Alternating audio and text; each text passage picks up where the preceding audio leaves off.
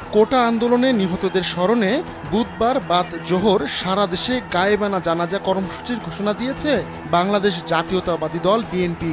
মঙ্গলবার রাতে গুলশানে বিএনপি চেয়ারপারসনের রাজনৈতিক কার্যালয়ে এক সংবাদ সম্মেলনে এ কর্মসূচির ঘোষণা দিয়েছেন দলটির মহাসচিব মির্জা ফখরুল ইসলাম আলমগীর। এর আগে গণতন্ত্র মঞ্চের শীর্ষ নেতাদের সঙ্গে বিএনপির লিয়াজো কমিটির বৈঠকে নেতৃত্ব দেন মির্জা ফখরুল। তিনি বলেন, দেশবাসীকে সঙ্গে নিয়ে বড় আন্দোলনে যাব। পরে মির্জা ফখরুল যুগপৎভাবে যৌথ বিবৃতি তুলে ধরে বলেন, শিক্ষার্থীদের ন্যায্য দাবি মেনে নেওয়ার পরিবর্তে তাদের উপর ঠান্ডা মাথায় গুলিবর্ষণ করা হয়েছে। খবরে জানা গেছে 7 জনকে হত্যা করা হয়েছে। এর সম্পূর্ণ দায় সরকারের। স্যান্ডেলিনা সো, রূপচর্চায় আভিজাত্য। ফখরুল বলেন, সরকারের কারণেই এমন পরিস্থিতি তৈরি হয়েছে। আমরা এসব কর্মকাণ্ডের তীব্র নিন্দা ও প্রতিবাদ জানাই। 24 ঘন্টার মধ্যে অপরাধীদের গ্রেপ্তারের দাবি জানাই। হতাহতদের জন্য শোক ও সমবেদনা জানিয়ে তিনি বলেন, অবিলম্বে কোটা ব্যবস্থা সংস্কারের ন্যায্য দাবি মেনে নিতে হবে।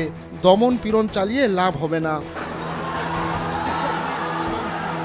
এদিকে সরকারি চাকরিতে কোটা সংস্কারের দাবিতে চলমান আন্দোলনে মঙ্গলবার দেশের বিভিন্ন স্থানে আন্দোলনকারীদের সঙ্গে পুলিশ ও ছাত্রলীগের নেতাকর্মীদের সংঘর্ষে এ পর্যন্ত মোট 6 জন নিহত হওয়ার খবর পাওয়া গেছে। এর মধ্যে চট্টগ্রামে 3 জন, ঢাকায় 2 জন এবং রংপুরে 1 জন নিহত হয়েছেন। নিহতদের মধ্যে 2 জন শিক্ষার্থী, 1 জন পথচারী এবং বাকিদের পরিচয় এখনো জানা যায়নি। জানা গেছে, রাজধানীর সায়েন্স ল্যাব মোড়ে কোটা আন্দোলনকারীদের সঙ্গে ছাত্রলীগের সংঘর্ষে অজ্ঞাতনামা 2 যুবক নিহত হয়েছেন।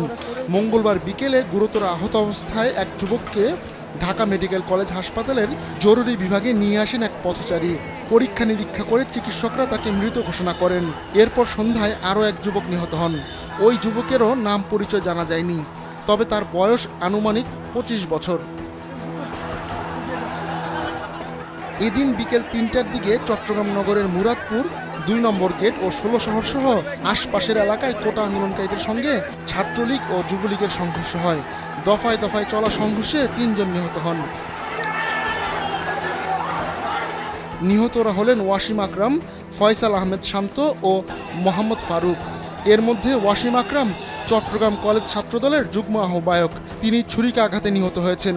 ওয়াসিম কলেজের রাষ্ট্রবিজ্ঞান বিভাগের অনার্স 3rd ইয়ারের ছাত্র। তার গ্রামের বাড়ি কক্সবাজারের পেকুয়ায়। এছাড়া নিহত ফয়সাল আহমেদ শান্ত নগরীর MES কলেজের ছাত্র। তার পিঠে গুলির আঘাতের চিহ্ন রয়েছে। অন্যদিকে গুলিবিদ্ধ হয়ে মারা যাওয়া মোহাম্মদ ফারুক স্থানীয় একটি ওয়ার্কশপের মিস্ত্রি। নিহত ফারুকের গ্রামের বাড়ি নোয়াখালী। রংপুরে দুপুর 2:30টার দিকে পুলিশের সঙ্গে সংঘর্ষে বেগম রোকেয়া বিশ্ববিদ্যালয়ের কোটা সংস্কার আন্দোলনের অন্যতম সমন্বয়ক ও ইংরেজি বিভাগের 12তম ব্যাচের শিক্ষার্থী আবু সাইদ নিহত হয়েছেন। আবু সাইদ রংপুরের পীরগঞ্জ উপজেলার বাবনপুরের বাসিন্দা মকবুল হোসেনের ছেলে।